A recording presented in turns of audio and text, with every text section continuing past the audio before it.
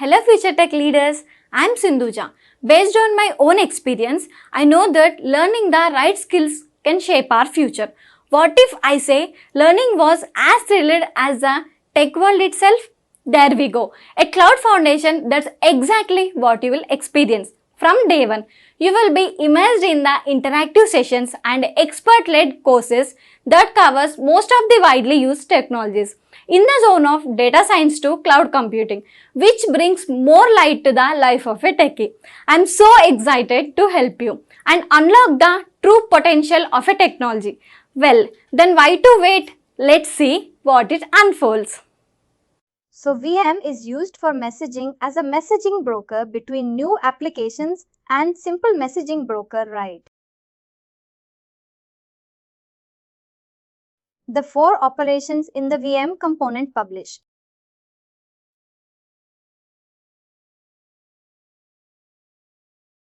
One, publish to consume and listener.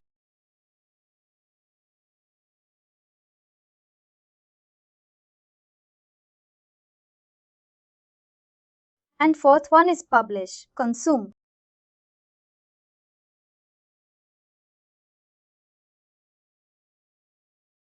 The four operations, just you need to know and practice once. That is enough. And in last session, we discussed about publish and consume. So these are both one-way operations. One-way means if you develop a flow and you configure a component called publish.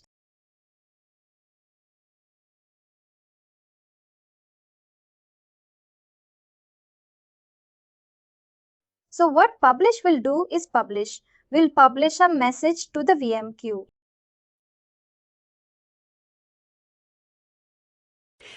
In the VM queue, there is a queue. Is there a name, any name to this?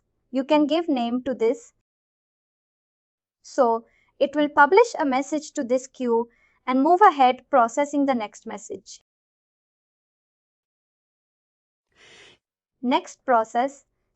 Move ahead and next process will process that message, but it will not expect any response from the VM. Just publish one way and execute the next process. But in the VM, if you define any queue, if you name any queue VM1 or any queue, in the last example I given name as a VM1. It is internally, it has two channels. Every queue has two channels. One is a primary channel and second is a replay channel. So primary and what is other one? Replay channel. Replay queue. It is primary queue and replay queue.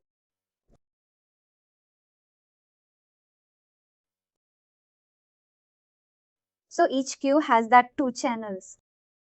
Exactly, each queue has two channels. One is for taking the input and one is the giving the output. Like that you can remember, like that input and output. Publish always places in the input. It will not expect any response from the output queue. Just put the message over here and move forward to the next process. Whereas a consume also. To configure a consume, and if you configure to a queue, take the message from the queue like you configure a VM1. What happens is go to the primary channel and take some message and go to the next process. Right, so these two. This is also one way. This is, publishing the message to the channel and this is consuming the message to the channel. That's it. Vera has the next two components. These two components, listener and publish. These are two-way components. It's not. Oh, listener and publish, consume. These two components are two-way components. Okay, let me give you one small example and I can show you the any point to be okay.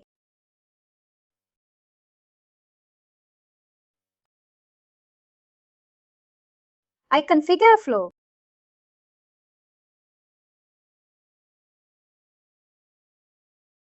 And as part of the processing, I configure a component.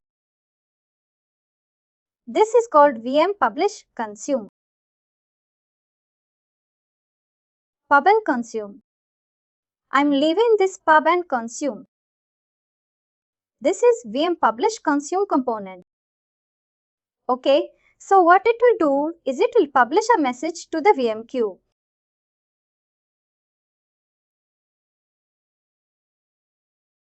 To the primary channel. Some people call as a main channel main queue. Every channel, it will publish some message.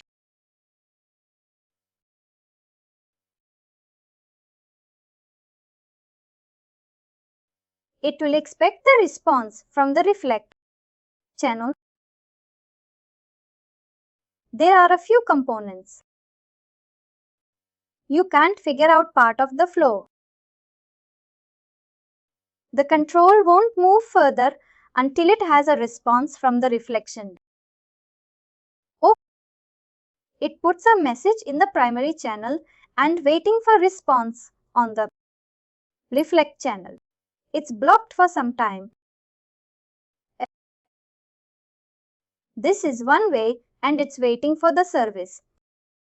And there is one more component. A listener. So far, all the three components we discussed are event processes. What are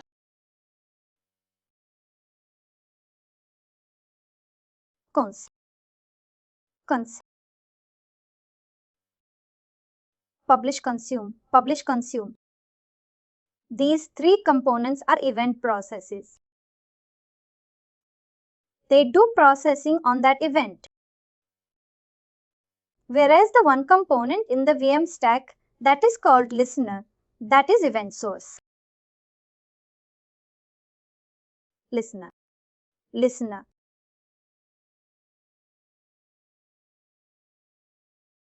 Listener by definition. What is meant by listening? It's keep on listening for a messages. That guy is called listener. We have HTTP listener. What HTTP listener will do? HTTP listener. Keep on listening for a messages. Yes. We saw T. Listener. In your examples. As part of HTTP listener, we configure one port. We configure. So there is one port in your machine. 8 or even your system. The listener always checking for messages in 8 or 81. Just keep on checking every 1 second, 2 seconds. There is some time configured internally. Every second, just keep on checking. From your postman. Post, if you give localhost 881, postman will put a message in 881 port.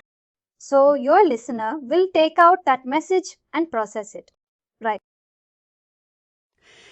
So the fundamental is listener is a guy is always, checking on a port or on a place. Also, in VM, listener will tell where it has to listen. Okay, I tell that the VM please listen on the VM1 queue. So just keep on listening for messages on the VM1 queue.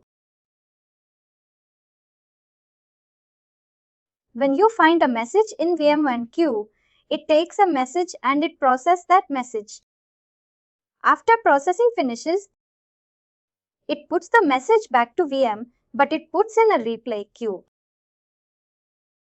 not in the main queue.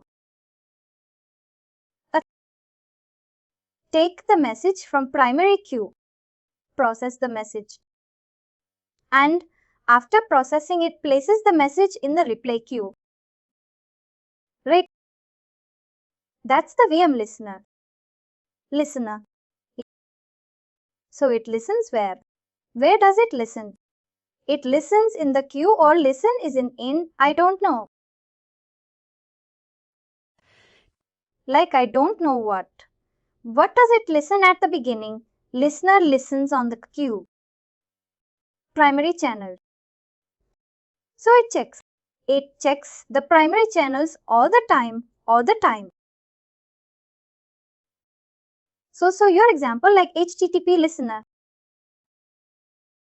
Yeah. Is that what you're talking about? Yes, I give an example. HTTP listener. Always listen on the port. You can't pick up. Yeah. Where the VM listener, it listens the main queue of the VM. Exactly. Correct. And the main queue of the VM is not n. It's something that you have to define first, right? Yes. Define first. The system MuleSoft or the studio we have. It doesn't create one by itself. It doesn't exist unless you create, right? The VM listener. The queue I mean. Queue. Queue as part of the VM configuration, we need to create a queue first. Okay, once you create, then you can let VM listener listen to queue. And then it checks every time. Yeah. If there are message in the queue. Yeah. And then if you bring it in and inside the flow to process those message. Exactly. It will then process it and it puts back the answer into the reply queue exactly. Excellent. Now I understand. Thank you. Very good. Wonderful. So now this guy, right? The first guy I told, this publish consume component guy. So this guy places the message in the primary queue and waiting for the message on the reply queue. Right? Yeah. So once the listener finishes and places that message in the reply queue, it picks up message. Then it moves further from this component to this component. So these two should be configured as a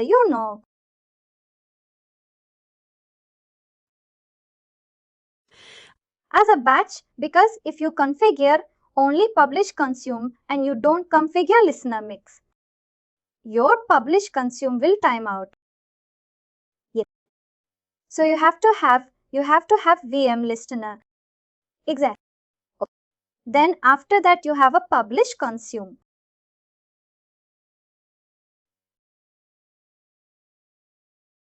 So you can define in any manner. Order is not important, but these two has to be fine in your application.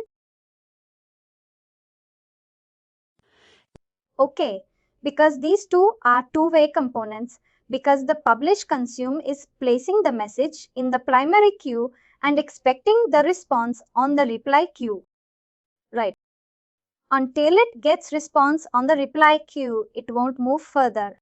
It's blocked here itself. Whereas listener is taking the message from the primary queue and after processing it is replying on the reply queue. Right. Oh. So somebody, another channel has to pick it up from the reply and do something with the events or the message. Yeah. This guy reads the process, the message and put in the reply, and then either publish consume or consume can write.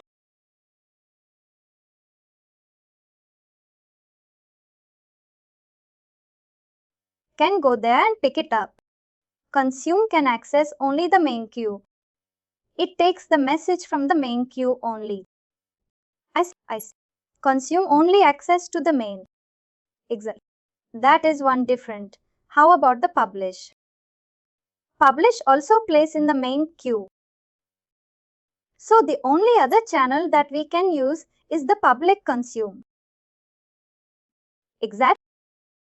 After the VM tree listen. Got it? People has, one doubt. Always my student ask. The doubt is see both consume and listener. Both are consuming the messages from the VM. Okay, then what's the difference between consume and listener? Consume and listener. Consume also consume the message from the queue. VM also consume the message from the queue.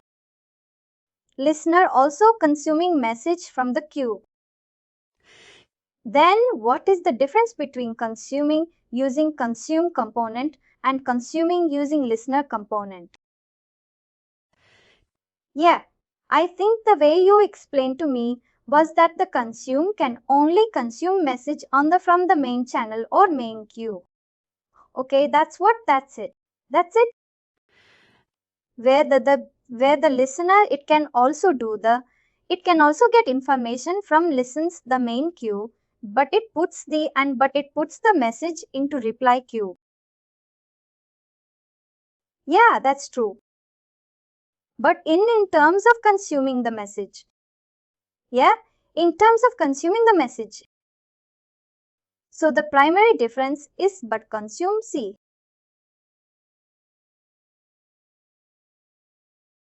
One consumes the queue right, and the other one listens.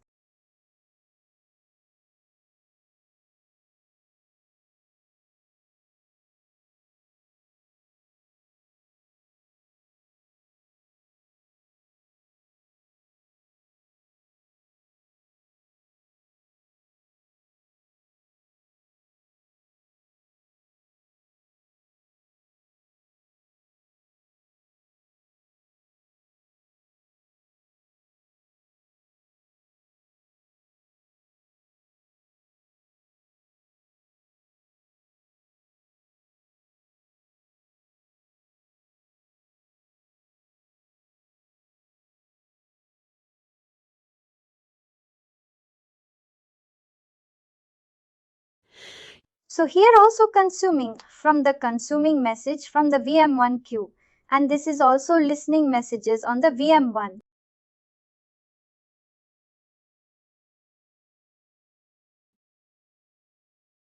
So the primary difference is in the behavior. They are consuming the message. If you observe the consume, somebody triggers this listener from the postman will get the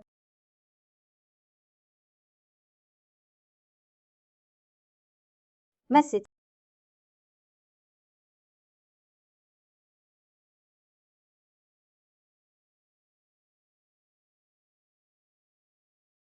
Okay, so it doesn't listen, it just consumes the message.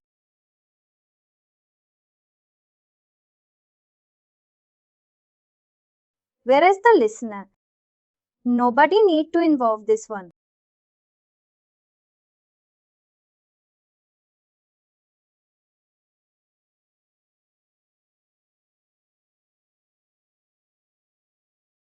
The coup.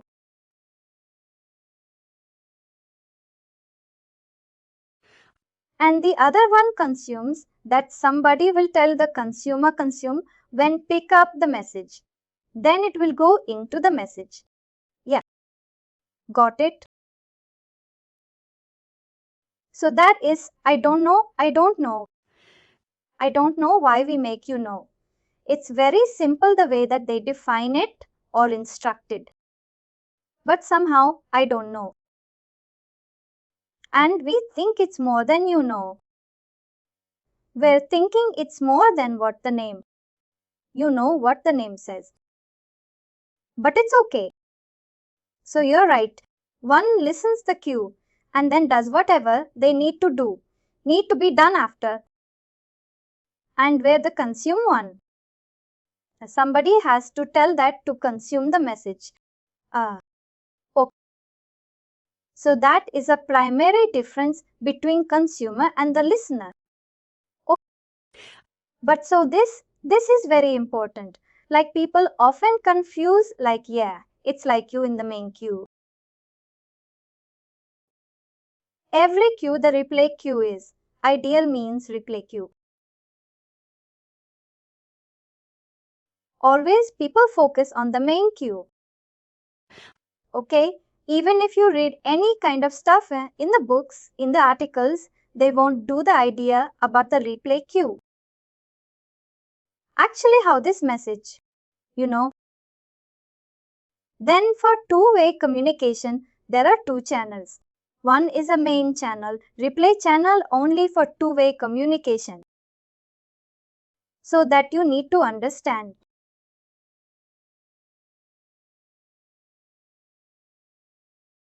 Then let me quickly give an example of the publish consume also okay. Configuring one more.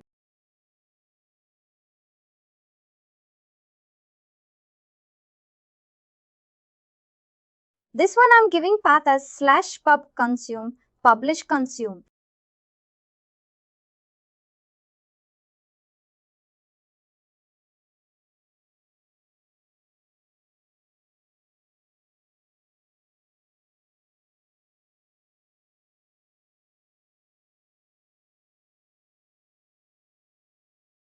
So this publish consume component. It's too like consume. It needs to be. Somebody has to tell them to. So it requires input, right?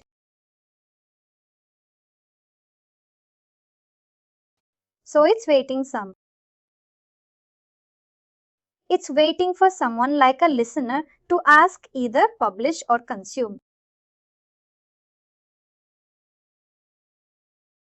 I'm sorry. Yeah, like you know the difference between the public consume and what do you call the input? Like you were saying earlier, oh, I'm sorry. The difference between listener and public consume, still public consume. Somebody has to tell it. To go there, publish it or consume. We're a listener and it listens to queue. Exactly. Got it. Only listener is the only component in the VM stack. It is an event source, right? Rest of all the three components are event processor. Means somebody. That's right. That's right. Event processor. Event processor only. When you are configuring the first time the VM component, right? That time you need to create the queues. Create the queues. Like VM1, VM2 are created queues. First component. Next component onward, you can use that configuration or you can create some more queues. That depends upon your requirement. See, I'm using this configuration called VM config. VM config is a configuration, already has two queues. Okay, VM2. So if you want to use, you can use this configuration to publish and consume, or you don't want to use this configuration. You want to create a new configuration. That's fine. Then what you can do is, instead of choosing this one list add one. And I am adding edit in line. I'm adding one more queue.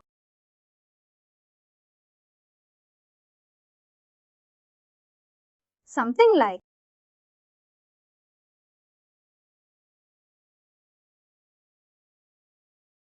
I'm giving the name as VM2. Oh,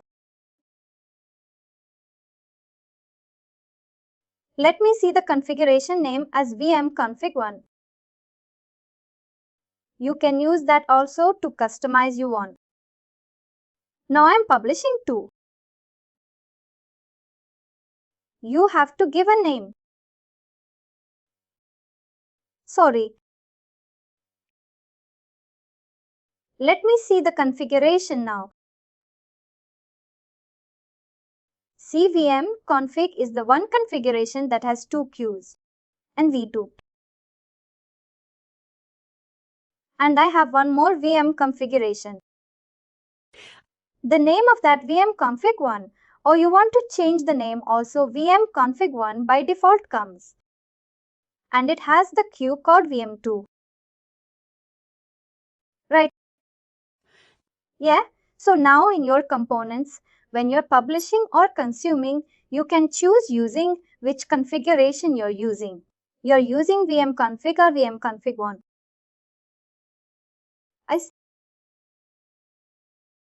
In the publish, I'm using the configuration of VM config. Right. In the consume, I'm using configuration VM3 config. Yeah. Also, if you want to change, I can change the configuration. I can use VM config1. Okay. Great. So depends upon our requirement. We can choose that one. What I find is your project may have multiple VM configurations. That's my intention. Right. So I've published. I mean, like maybe one that listens and the other one might be publish and consume. And maybe the other one is published again. Now the listener. Also, I'm using the VM config one.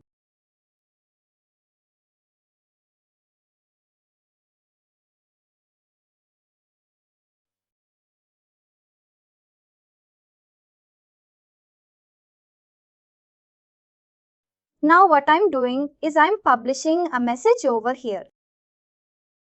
And that message is consumed by your listener. Right? And here what I'm doing is I'm adding some kind of separate component.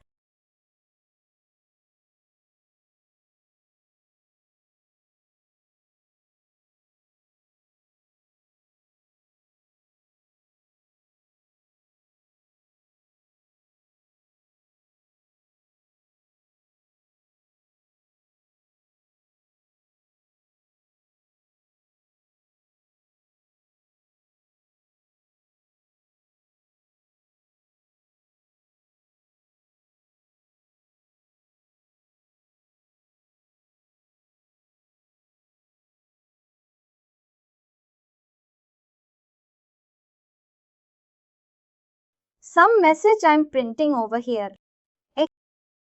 This message payload, something can process.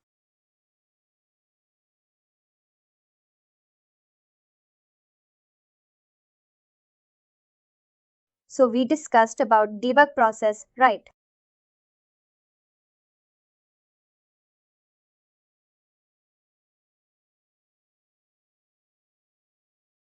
The other process, the debug process.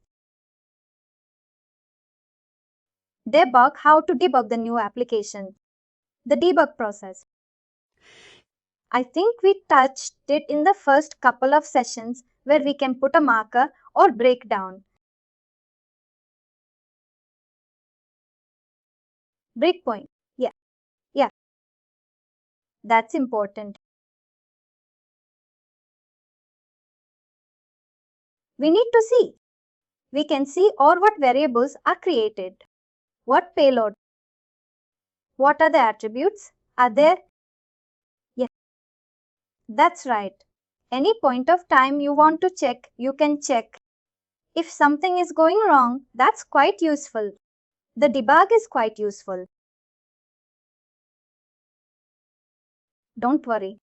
Anytime, while discussing some complex examples also, I will show the debug. Oh. So now it is deployed. Now I want to use this component and publish something over here. So I'm going to Postman.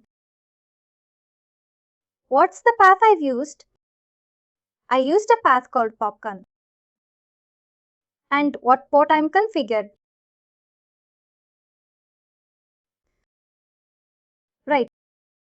So in the Postman 8085, I'm using popcorn.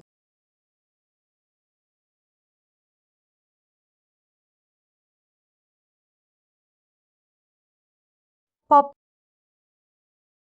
And I'm posting some message over here.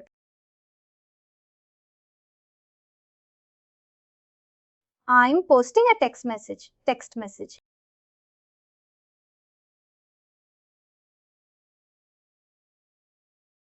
I'm passing some random message.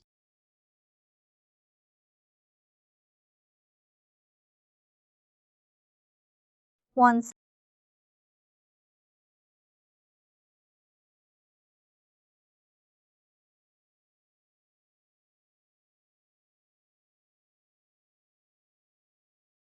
Do you want to do attributes? The payload.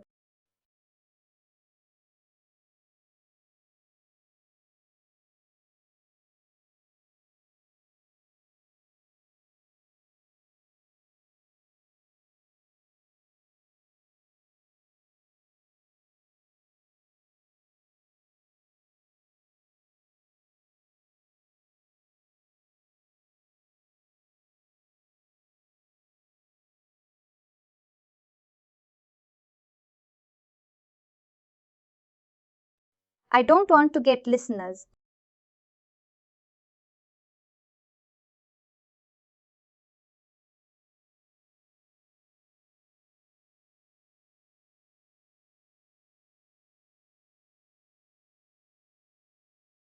Some simple text message I want.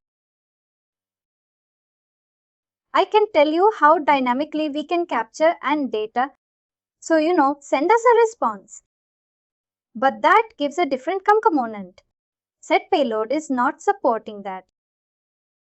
Okay, so I'm going to post a message. Save it.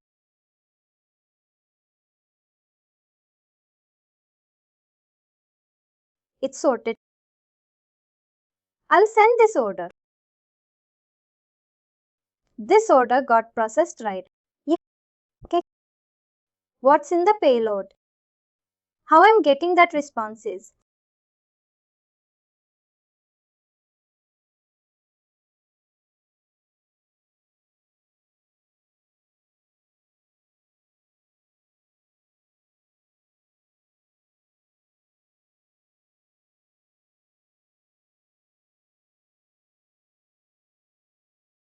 So here, this consume.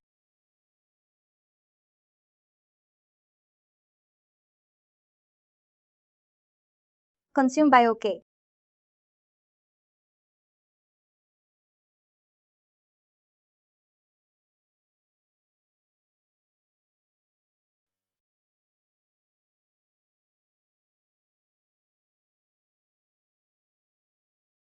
I will put that down.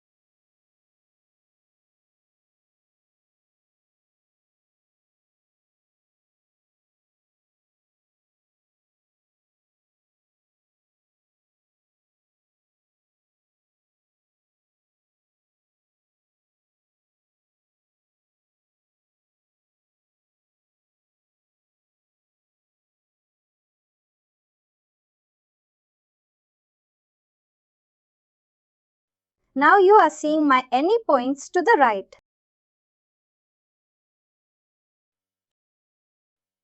Any points to you. Okay.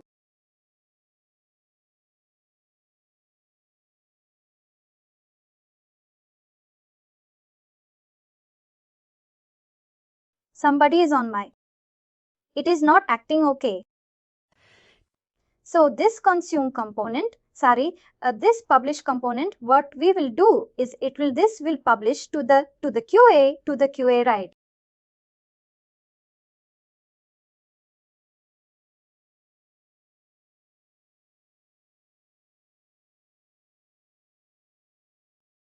Yeah. Publish the main queue and this listener will pick up that message from the main queue. Okay, and listener processes. What is happening is, let's try to capture this one. So here multiple things you need to understand, Adam.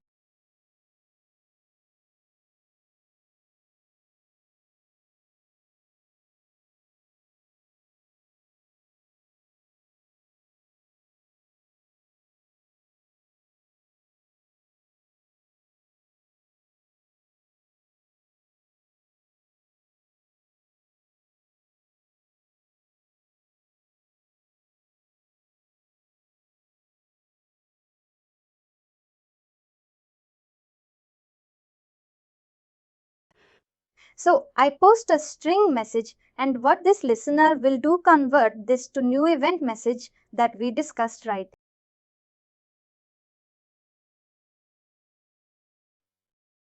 Attributes, payload, and variables, right? Yeah. So that is given to the publish component, but new event is given to publish component. New events, yeah. But component, what this publish component will do? We configured one queue, right? The queue name is given as Q2. Okay, it has the primary channel and replay channel.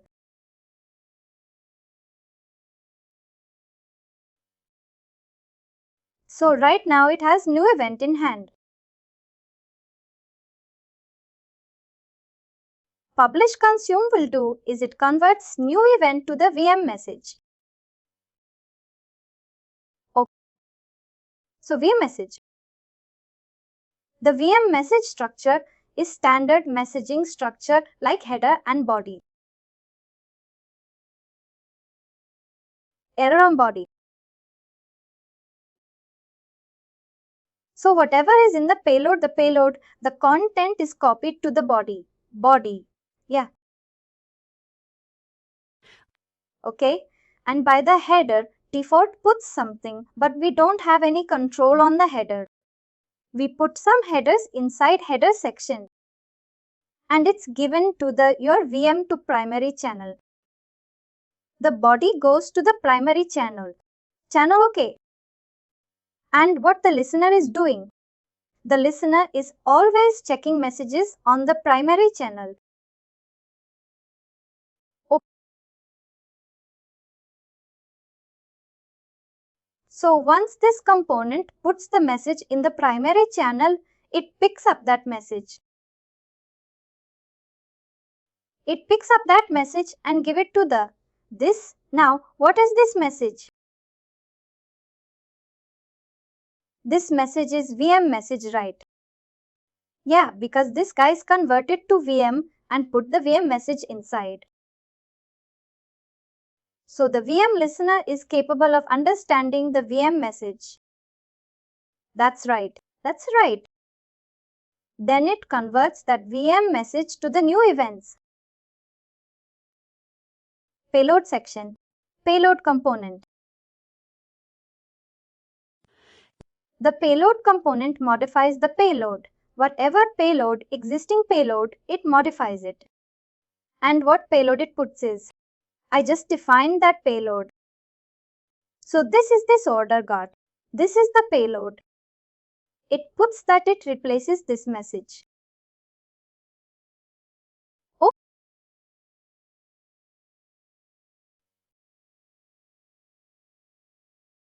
the logger will not do anything, but anyway, after that it's processing.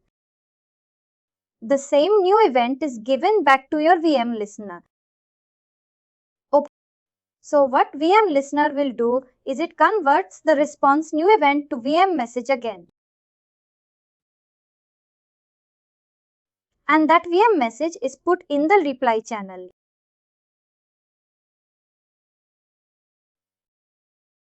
So this publish confirm component is waiting for response in the reply channel.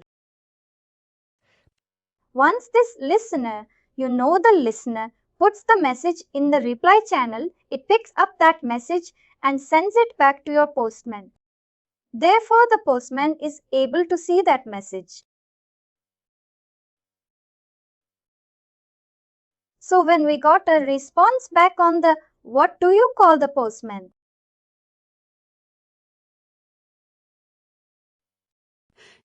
It means it went through all of that and we get the results back from the public publish consume channel. Yeah.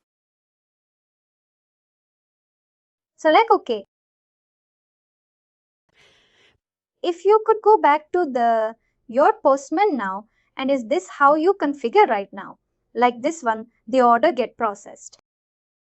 This one, popcorn. Popcorn I configure right now. So that's the second, that's the listener. Then the listener HTTP listener popcorn. Which one is there? HTTP listener. HTTP. Oh,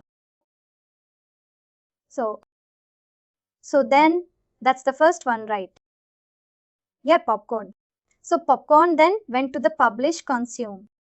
Yeah. And then it published the message into the VM, right? Beaming. Correct. And then the listener sub and the second subflow and the listener listens to the queue.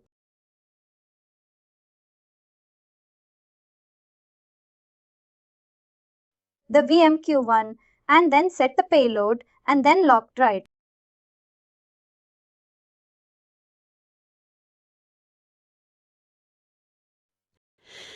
Then after that, the publish consume read the message from the reply queue. Exact. And then publish it in the Postman.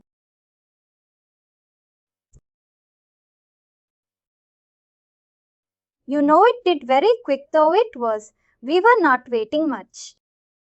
It was very fast. Exactly so. So can you for just configuration wise, can you go one more time the tabs what's configure? What? Okay, sure. See the first component we call this is the write HTTP. Yeah. This is to take the message from the postman. That's right. And they call it popcorn. And it's popcorn. The path is popcorn. Path is popcorn. Okay, and the host, localhost 885. So that is configuration of your HTTP. Next, I configure a component called publish consume component. Okay. Here I am referring the configuration as vmconfig1. This is a configuration referring. Okay. See that vmconfig1. It has one queue. The queue name is vmq2. Right. I can refer this configuration. I know. You have a choice, yeah. But this one we're using vmq2. So I'm publishing the payload. Smart payload, I'm coming from the client. The same payload I'm putting over here. Okay. That puts the message in the vmq2. Yeah. Right, okay. Then yeah. And see if it is C. One more configuration is timeout configuration timeout 5 seconds. Oh. Okay, what is timeout 5 seconds? Do you have any idea, Adam?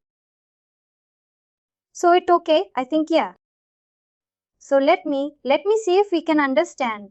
So you will connect to the VMQ2 and put some message.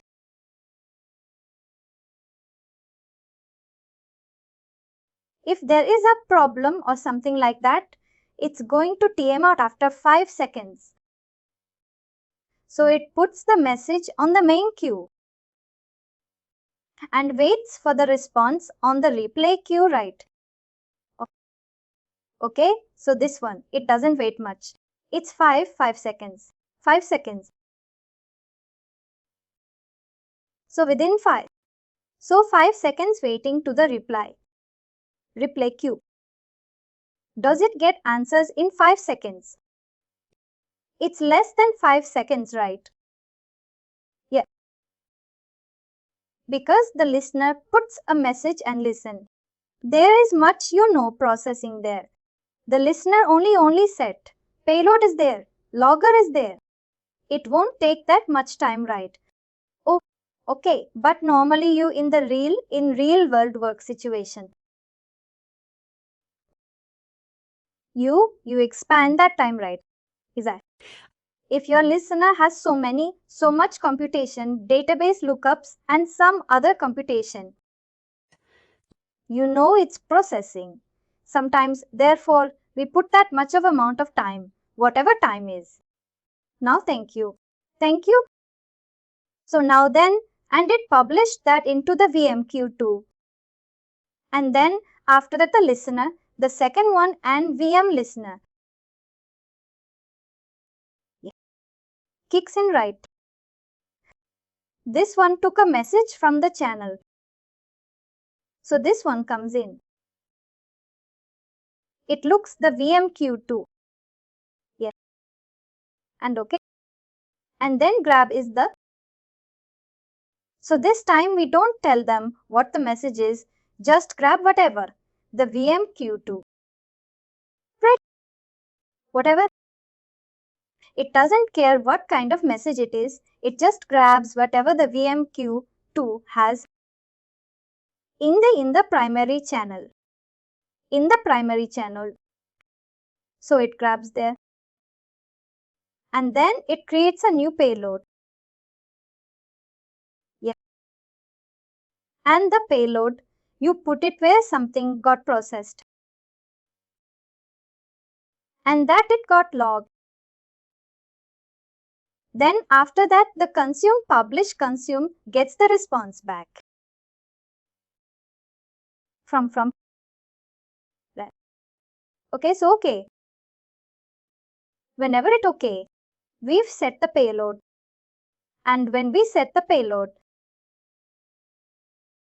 is that when it sends the message back to the reply channel.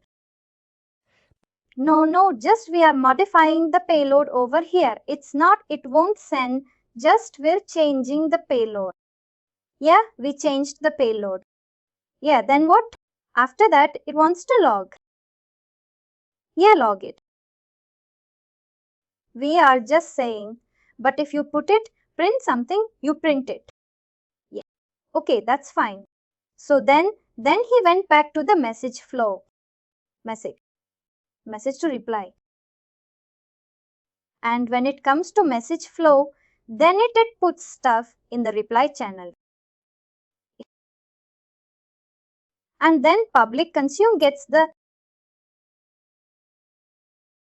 So I have a question then, why don't you put a log or something? You could put it over here. I have a question. So, okay, so this is right now. We're not seeing. Like I want to see what the reply channel has. What the reply?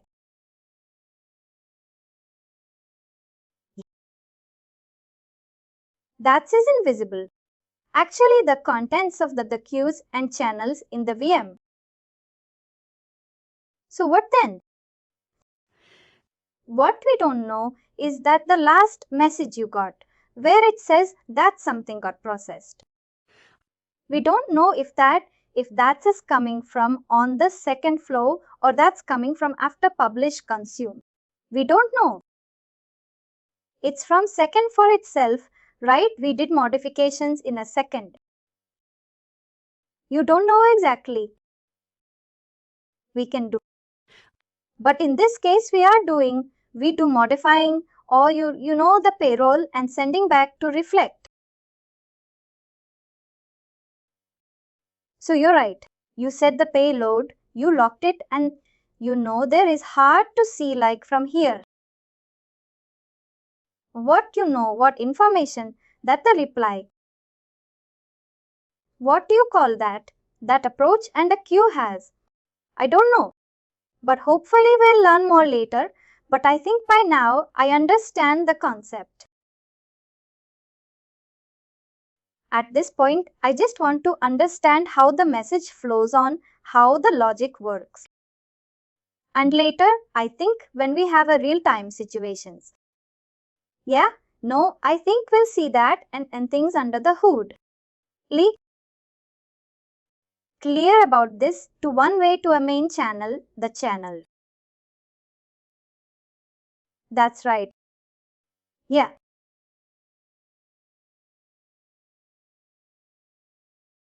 Right. To do some of this example, Then you get the idea of what that. That's right. Next thing is, let's see. This always, any confirmation you need on the graphical end of the source code and try to see what code got generated. The source code mode. Oh, see how this VM.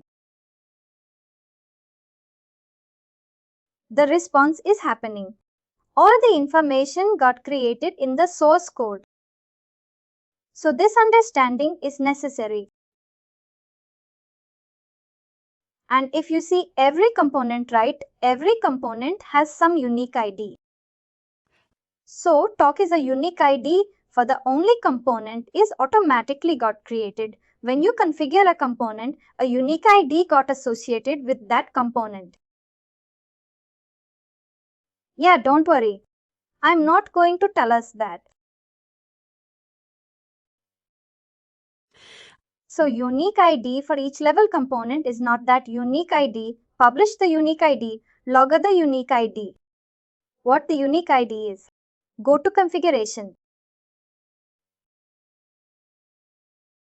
For this listener, this talk could read right. This is unique ID got generated here. ID. Okay, this ID identifies this component uniquely. Where is VM config? This is a unique ID for VM config. VM config was a unique ID.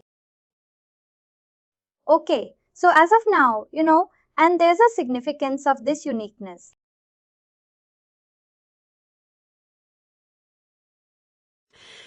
Later, when you're comparing them unit and other kind of stuff, then you understand the importance of unique ID. Just remember that each component has a unique associated with the component. So doc, what is a doc? Yeah? Is that doc? What is that? What is a doc? The dossier? Docorid? What does it stand for? It's like a document identification number. Oh, it's document ID.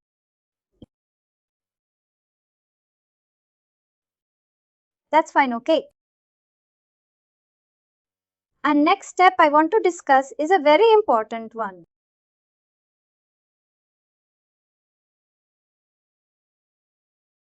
Two things I want to discuss. First, I discuss the properties and then I go to the waiver. Let me go to the properties section. Seeing your project, right, in real time, right, we have environments, right. We have the dev environment. And we have the QA or test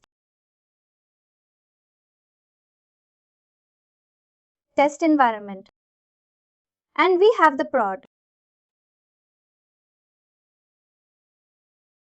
Some people call it as a U8. And finally production, prod environment, QA or test, right? We have test environment, development environment and UAT environment.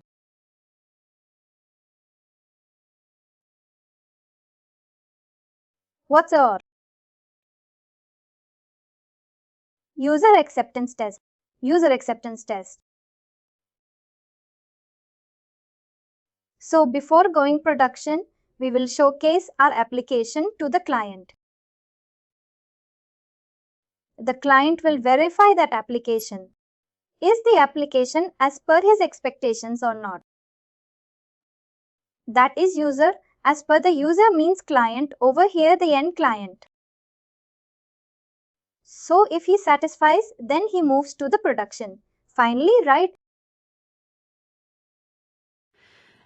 Our goal is we need to move our application to the production so that our customers can use our application right. That's right. So before that, we won't directly do the, deployments and production. We need to do the development, the dev environment. After we get confidence, okay, our application is working good. And we deliver our application to the test environment. So our testing team will do the rigorous testing on our application. Right. They do testing and they identify bugs. And we fix the bugs and push the QA. So the cycle is going on. After some time, our application is stable. QA guys are satisfied. Then they give sign off. This application has, very minimal bugs and no bugs. We can move this application to production. They give sign off. Then we deploy to the UR. And finally, we deploy to the production, right? But here why I am discussing all this kind of, this concept is a Mule software. The Mule software. What you need to do is you need to connect different kinds of edge systems. For example, we need to connect to databases.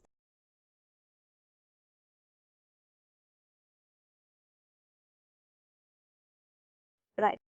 So database is source of the data where the data resides. Right. So do we have only one database for all environments? We could have multiple. Right, production is a database. It is live information where your customers are using. This database we can't use for development, right? So, while developing the product, we take some samples. Small database which has less capability. And we develop product based on this database. This is a development database. We don't expect much in the performance of the production. So, development database, right? So, we use the development database. And after that, QA team uses QA database. QA team has a Q database. And finally, we move to the product database. Right. Maybe this is running on one IP address like 102.1.2. Maybe this is running on 226.5.2.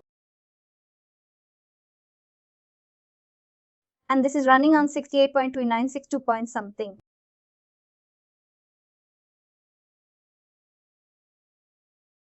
Every database is running on different machines. Right.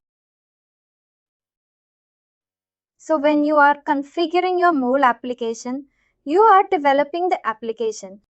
And your task is you need to push information to database. You need to insert a required database. Then develop a component that will insert to database. Which database you configure. If you configured your database, what happens? It always, insert request to your database. Right. Yeah. So what you do? When you are moving your product, your application to QBA, you need to change to the QA environment. Write this point into the then point to QA environment. When you are deploying to the production, you again go and change this configuration to point to the production environment. Right? Always you need to do change, right? Yeah. So that is not recommendable. If you do any change, that has to test again.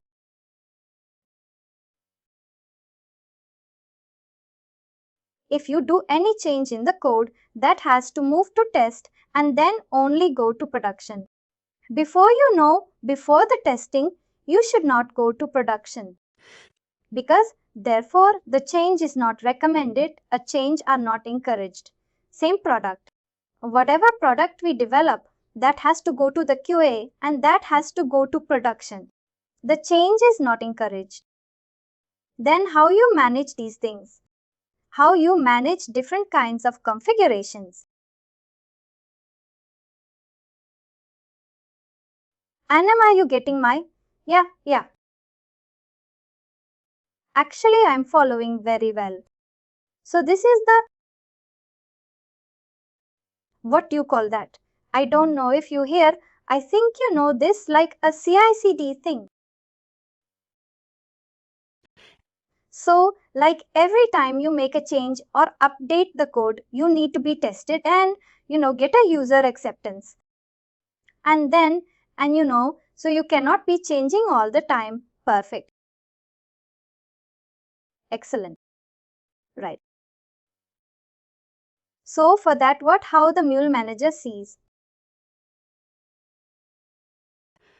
This is the application you're developing as opposed to developing some customer API application.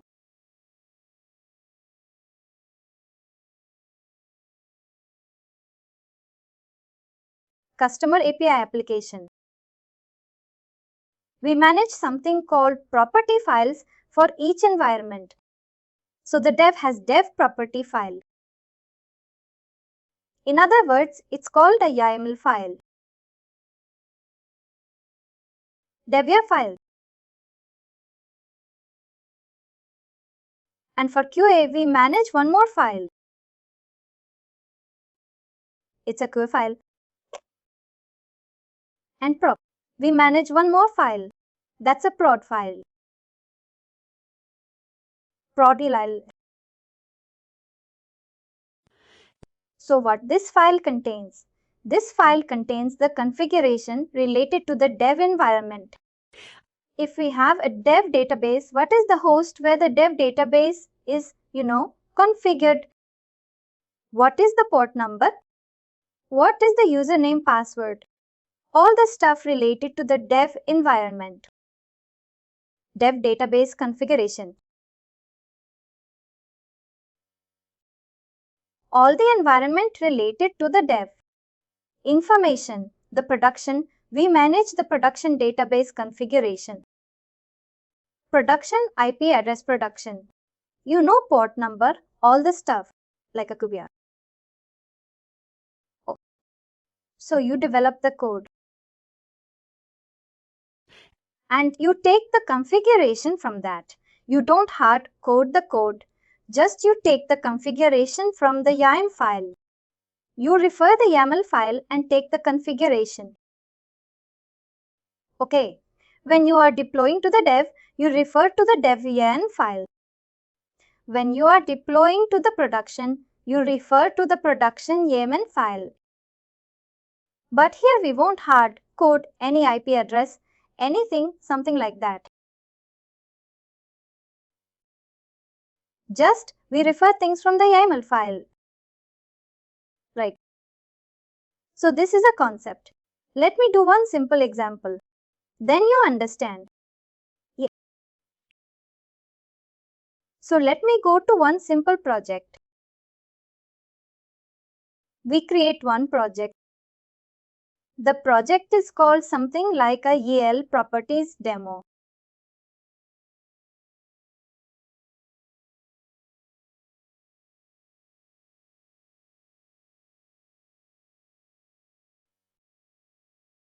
I'm creating a project.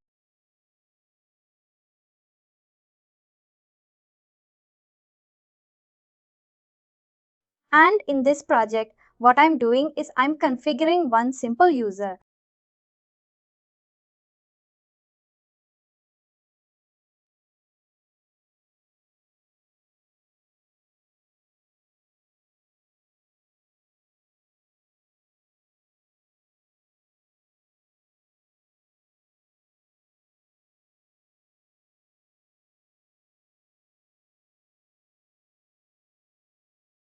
As of now, I'm configuring it to A3.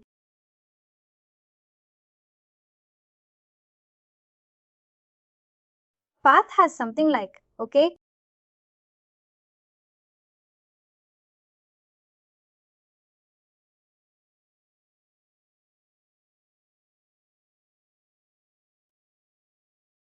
So it's calling some service. I'm calling some service like HTTP request. The other day, I showed you the other day's request. I'm calling some service. The service is like, what service should I call? I'll call some dummy service. I call.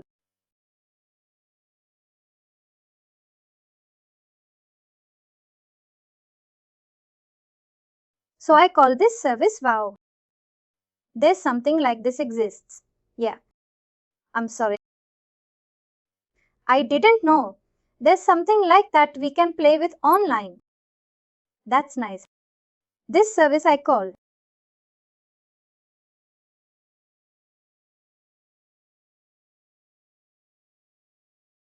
This service is called. These two services I call. Okay, this takes one, this takes two. Okay? Everyone know.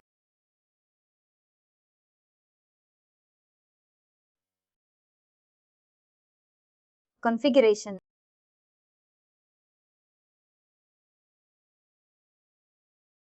The host name I give as host name.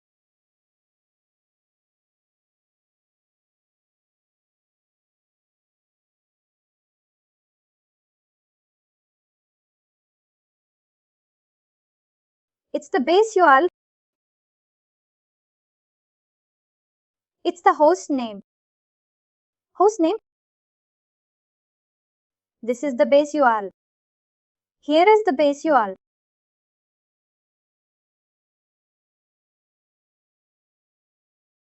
It's way up. That is the base. Yeah, I saw it. Just edit that. At the top. Yeah. Yeah. This is a path.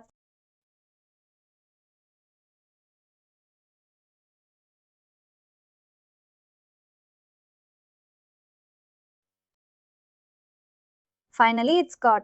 The students came. It puts together students came. So something. This is not a question.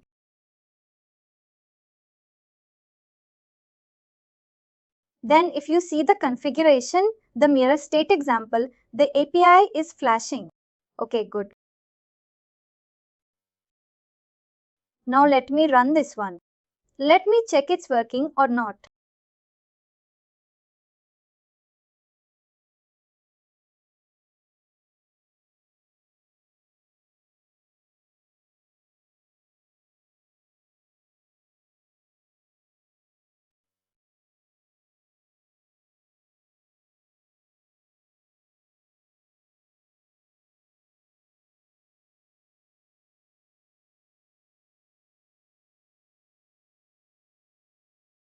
So the client,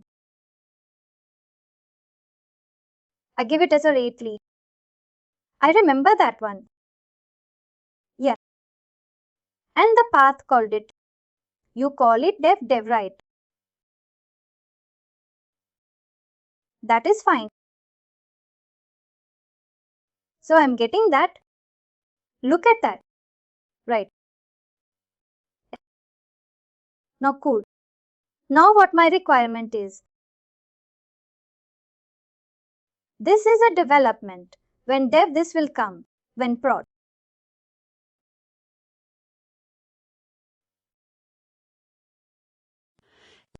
So it's not reasonably sounding, but just assume that this is data coming from the prod. This is coming from the dev. Something like that. Yeah. So my main concept is how I'm managing how I'm managing the environments. That is the focus over here. Okay. So now if you observe this file, see host is 0.0.2.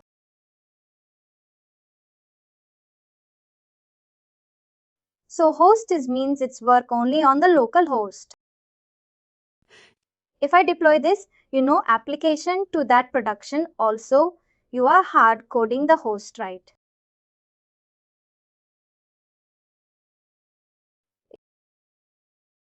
So what I'm doing is, I don't want hard code like this. I want to create something like property files. So I'm creating over here. Right click on this folder.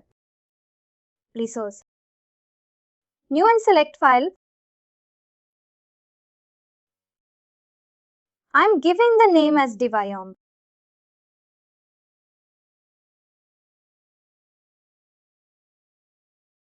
I'm creating one more file.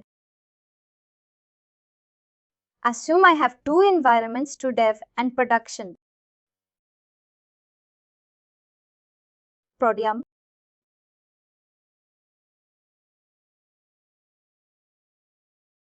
So in the Diviome, I'm configuring what is my first component. Let me close all this stuff. It's not no more required.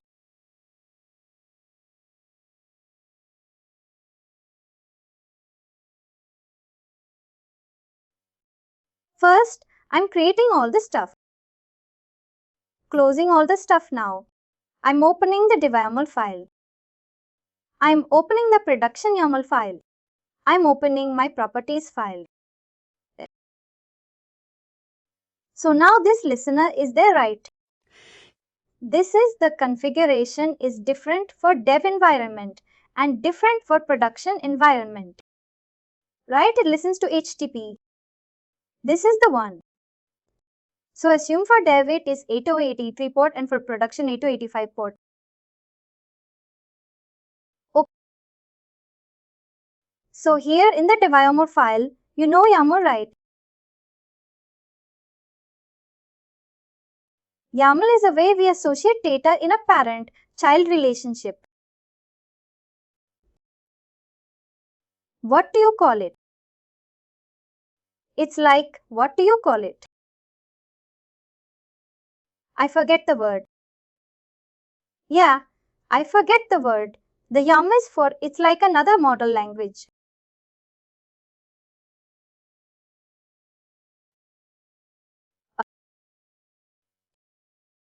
Now I want to define child for the HTTP key. For that I need to do one tab. HTTP. Host is in my case the local host or 0.20. You can do localhost, yeah?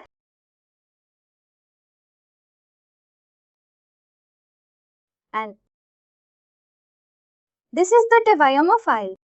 For dev, I'm assuming 883 is the port. Right. And we have a path. The path I use is /dev. Okay. And I'm requesting. I have an instruction HTTP request.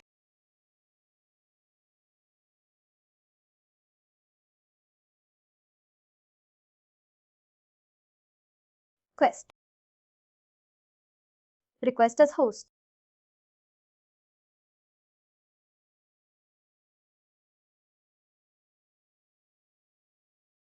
So this is the request component. Request component. The host of the request component. This is from my dumb example.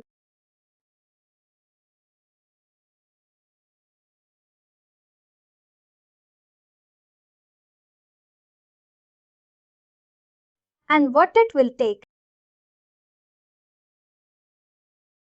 Let's see. It's from HTTP.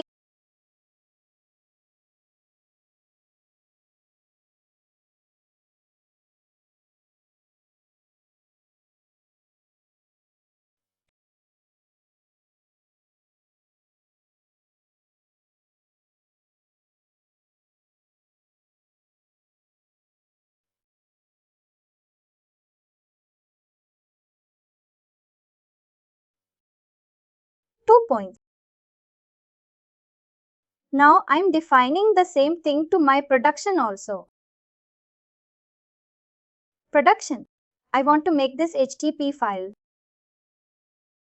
This is the path. There I put the right and production. I want to call this service my service. This service. Everything is same, but the path is changed too. My slash one. So the production.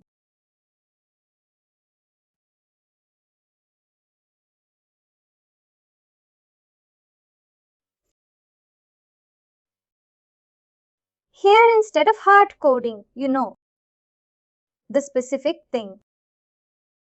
I want to refer from this property files. So how I refer is, instead of putting 0.2 dot places. If it's a parent,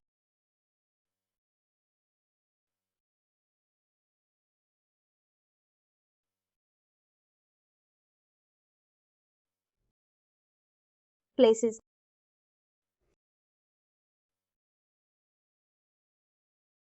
Right.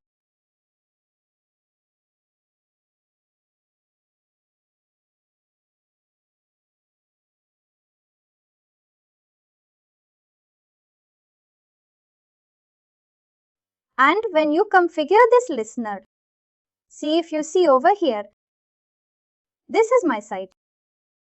Configure this listener. The path I am giving as dot places.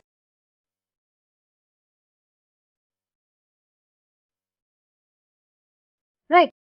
So I'm giving this one. Post means this one. What means HTTP path? So I configure this from the property files. I'm not, hard coding anything over here. Right. Like a request also I change. I change like I don't do hard code over here.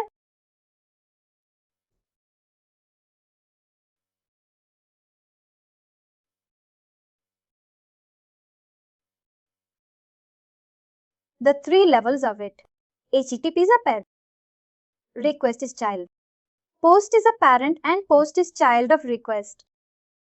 Right. How can I know? Oh, request and post. This is the right.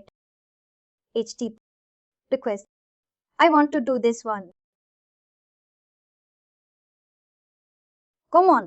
Here also I can change. So last one. I'm not sure I follow you. And why you use a request? There's nothing in the request. This is the request. Is right child of issue. I define like that, okay. So you have HTTP. HTTP has those three things. Yeah, the question has one, two or three things. Exactly. So under host HTTP, you grab the host. And HTTP and HTTP request.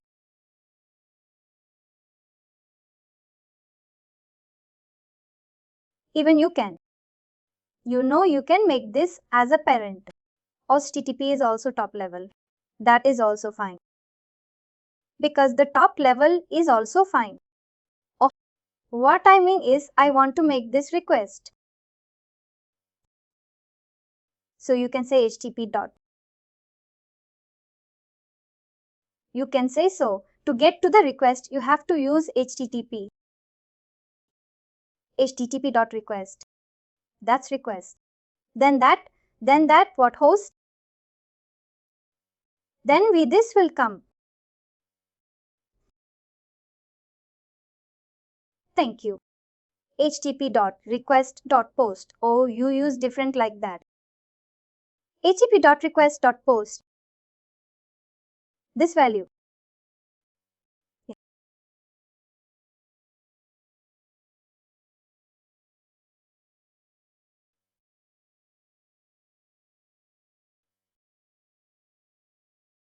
This, yeah, is for right. Copy this thing.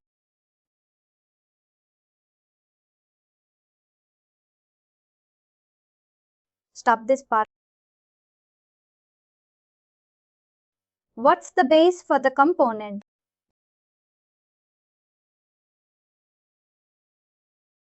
Stop post and put in the base. Finally, over here.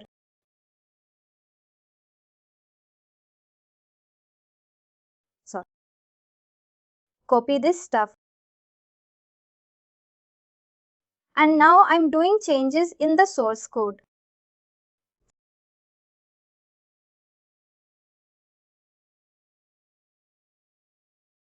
Stop this part. Stop this part. See. Of course that whatever that you need. Now see, everything is nothing. Hard code is there. Everything you are referring from the property file. Yeah. Okay. So there is no environment specific configuration is there. Everything I'm referring from the property file. No, even though you have a totally two different files. There's nothing here that shows you where the file path is. So how does he know where to get the information under the proper another resource? Very, very good question. Excellent question. Main resource. Grocus. This is really fascinating how you know. This is really amazing thing. One thing I do, at the end of the day, you want to avoid the repetitive task, so I like when things are set up this way. And also I like the specification of Ramo thing. That too is a great design. And so that you want to think to be a dynamic, right? You don't want to hard code anything. So I'm enjoying it, my friend.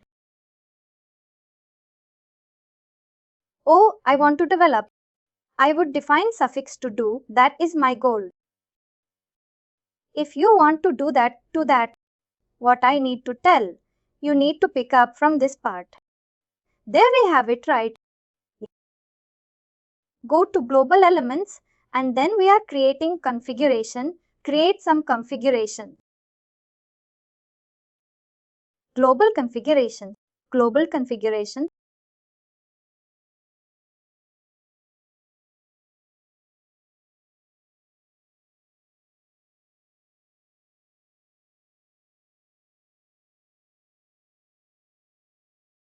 I will tell you which file I have to pick up. So as soon as I pick up the data,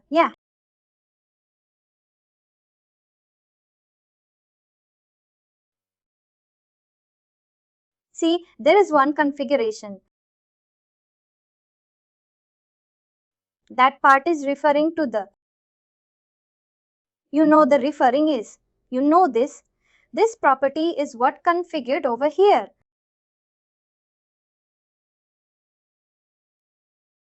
Global configuration. Global configuration. Configuration properties. We need to tell which file it has to refer. So as of now, I'm giving as a deviom so that it looks into deviom. This configuration looks for a specific host. This will get configured. Let me speak with configure. Let me declare this one and let me show you.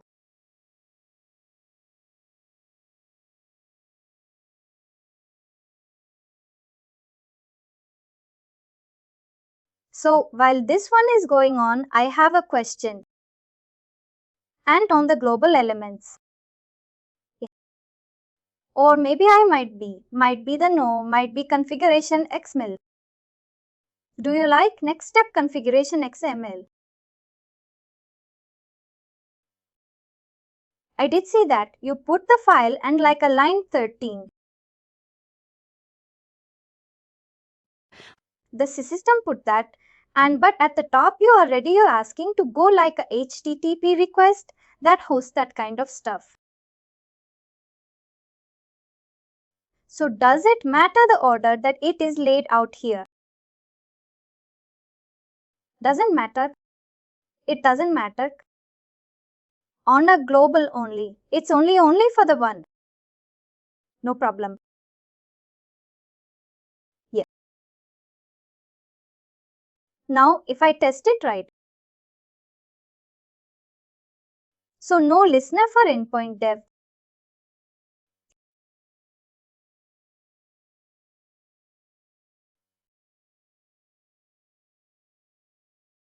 I didn't find that you've been. It was the configuration. It's a new part. It's it.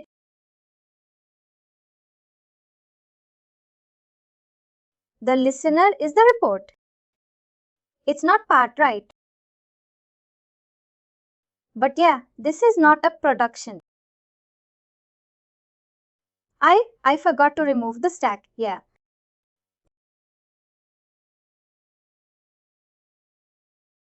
I'd say it's not it.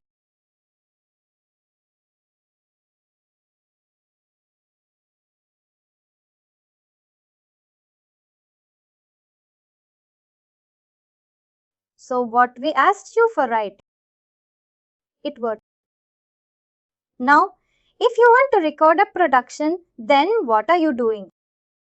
I need to change the dev to prod, right?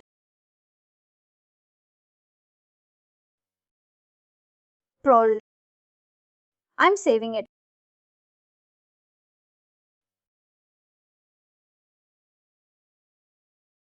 Chee. Stop. Stop. I just changed the property. If I get different. She got a different output. Right. It's not a product. I get in response. It's not there. Right? It's product. Yeah. It's prod, yeah. Of-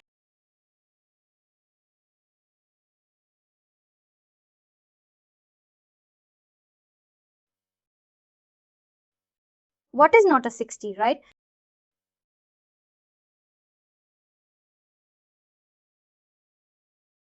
I'm going to request for employee 1. You have to add a UI parameter. Right. Yeah, or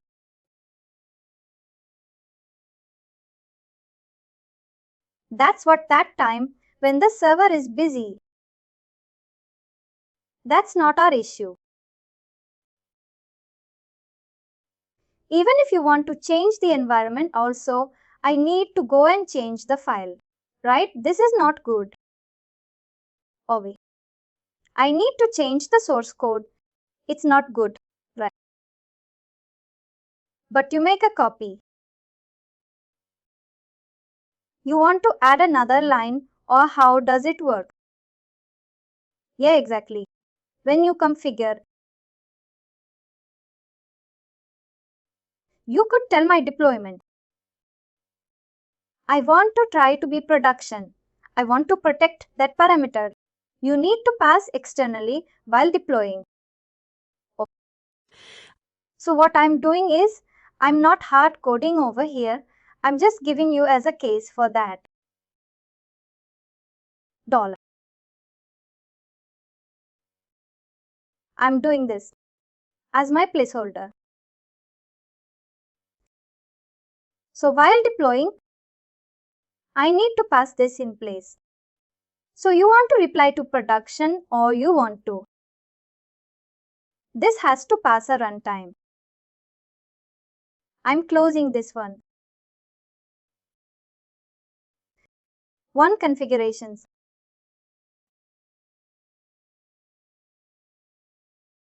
There's something like arguments. To pass the argument as -d.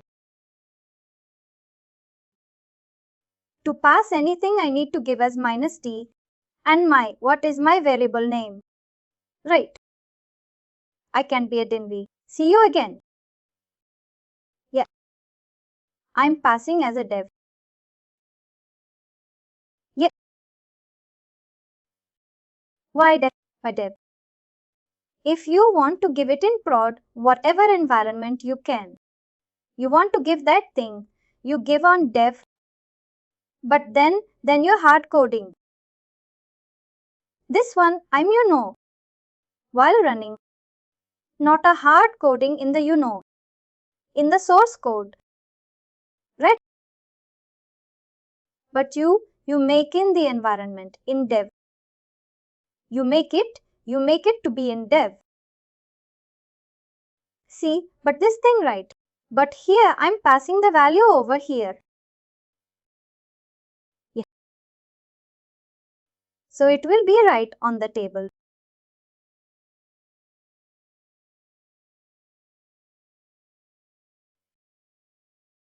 In the, in the Mule application, I'm not doing any change. Mule application is same. Oh, so when you right click to go an argument, you were right clicking on the dev, or you right click in the property, project, project, run configurations, other properties, and you create the argument. That's the part. That's what I don't understand. Now, the whole purpose of using environment was that we don't have to hard code whether it's a dev or tech or prod. Yeah.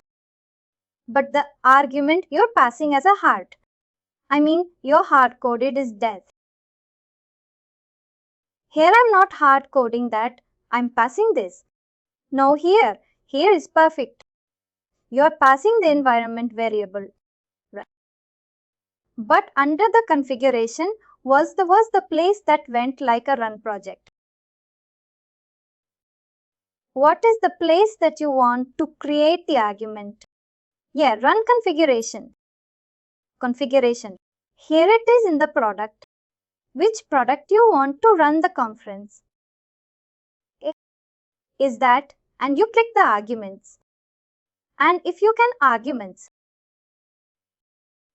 and then you say /d equal to dev, right?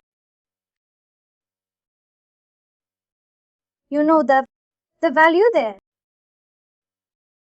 You're pointing the argument to dev, to development, right? Yeah. So if you want to do a production, what do you do? Then, yeah. So if I pass the data, and what happened to this? So then, what are we saying then? One, when this product is running. So we saying then I don't know. So are we saying then this project is only dedicated to run against one environment? Right. The same product, right? You will depend on environments. And you know something like that. So yeah, my intention is I want to define the application to the dev environment. Okay, so I'm not modifying any code in the application. Just I'm modifying over here. But I'm with you on a person there. But the argument you pass in is a dev. Yeah. And if we run this application in production, we have to then change the argument to broad. And that to me is also another hard coding stuff that we could avoid, isn't it? It's not hard coding. This is no externally passing the value for this. You see any variable, I need to pass value. Right, if I pass the over here, it will become dev. and it will become broad. It will be broad. Okay, but in argument. But when we pass an argument, yeah, we have to tell it. Right. We have to tell whether the devy or broad. So if you pass this argument externally from external side, now if you're going to see a CD, then we pass this variable from this. We will pass this value. Okay.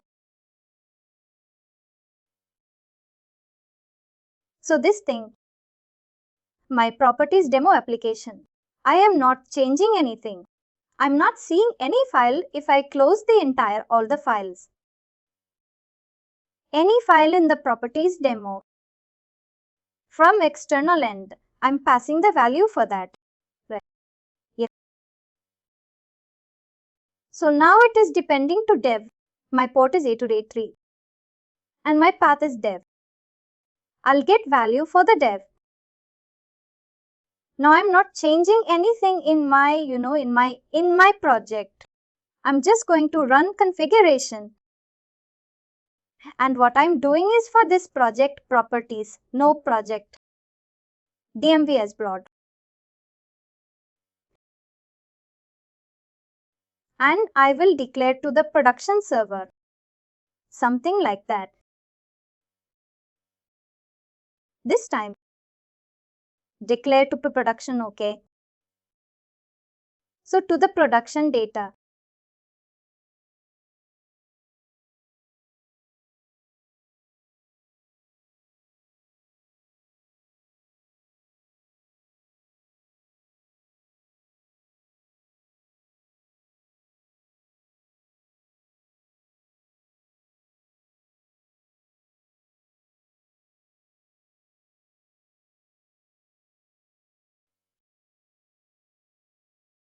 Or get that according to that.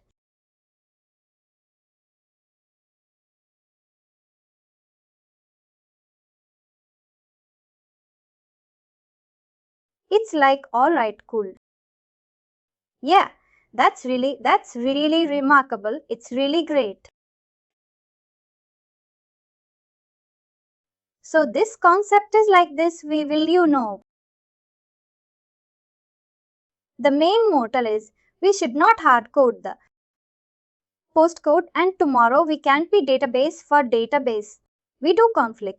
I was posted up a sport.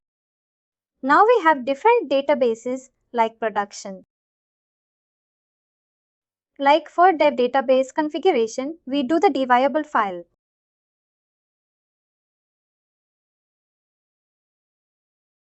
But here the database component should not contain any specific configuration. Okay, it has generic configuration pointing to these files. Got it. And finally, do not forget to like, share and subscribe to our channel.